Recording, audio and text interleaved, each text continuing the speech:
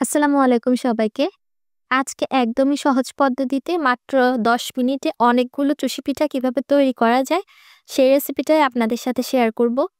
যারা মনে করেন এই চুষি পিঠাটা বানানো অনেক ঝামেলার ব্যাপার, আমার আজকের রেসিপিটা তাদের জন্য।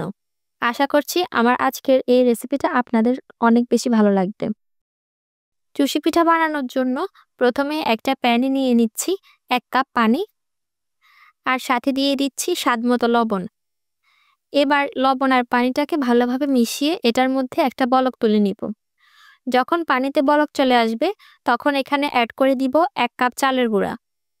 ভেজা বা শুকনো যে কোনো ধরনের চালের গুঁড়া এখানে নিতে পারেন। আমি এখানে শুকনো চালের গুঁড়া নিয়েছি। এখন এটাকে খুব ভালোভাবে মিশিয়ে চুলাটা বন্ধ করে ঢাকা দিয়ে রেখে দিব ৫ মিনিটের জন্য। এই ৫ মিনিটে চালের গুঁড়াটা ভালোভাবে সেদ্ধ হয়ে যাবে।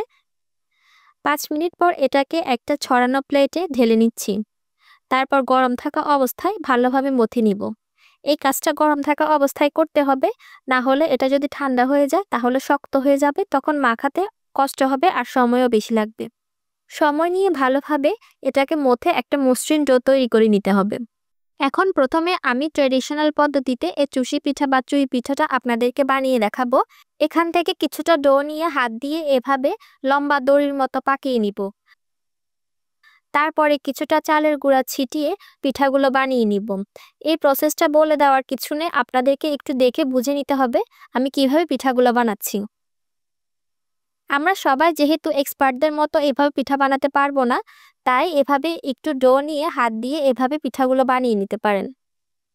এভাবে বানাতে অবশ্য সময়টা একটু বেশি লাগে, তাই আমি শর্টকাট প্রসেস আপনাদেরকে এখন দেখাবো। এর জন্য ডোটাকে হাতে নিয়ে কেচি দিয়ে এভাবে পিঠাগুলো কেটে নিতে হবে। এই প্রসেস ফলো করে খুবই অল্প সময় অনেকগুলো পিঠা বানিয়ে নিতে পারবেন।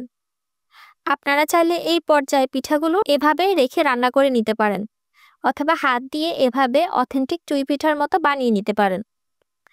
সবগুলো পিঠা আমি বানিয়ে নিয়েছি। এখন এগুলোকে রান্না করার জন্য একটা হাঁড়িতে নিয়ে নিচ্ছি ১ লিটার দুধ। ফ্লেভারের জন্য দিয়ে দিচ্ছি ৩টা এলাচ, আর দিয়ে দিচ্ছি সামান্য লবণ। মিষ্টি খাবারে লবণ দিলে এটার টেস্ট বহুগুণে বেড়ে যায়। আর এখানে দিয়ে দিচ্ছি 1/2 কাপ খেজুরের গুড়। গুড়টাকে ছোট করে কেটে দিয়েছি যাতে করে সহজে দুধের সাথে মিশে যেতে পারে। এবার দুধের মধ্যে খুব ভালোভাবে বলক চলে আসলে এখানে পিঠাগুলো অ্যাড করে দিব, আর নেড়েচেড়ে মিশিয়ে দুধে পিঠাগুলো লো মিডিয়াম হিটে ১০ মিনিটের মতো রান্না করে নিব।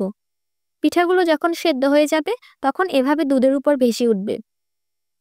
এই পিঠাটার স্বাদ বাড়ানোর জন্য এখানে আমি আরও অ্যাড করে দিচ্ছি 1/4 কাপ শুকনো নারকেলের গুঁড়া বা ডেসিকেটেড কোকোনাট। ট্রেডিশনালভাবে এই পিঠাটা বানানোর সময় ফ্রেশ নারকেল কোড়াটা দেওয়া হয়।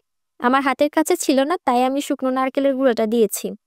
এবার সবকিছুকে মিশিয়ে নেওয়ার পর দুধের শিরাটা আপনাদের কাছে কিছুটা পাতলা মনে হতে পারে, তবে যখন এটা ঠান্ডা হয়ে যাবে তখন এটা ঘন হয়ে আসবে।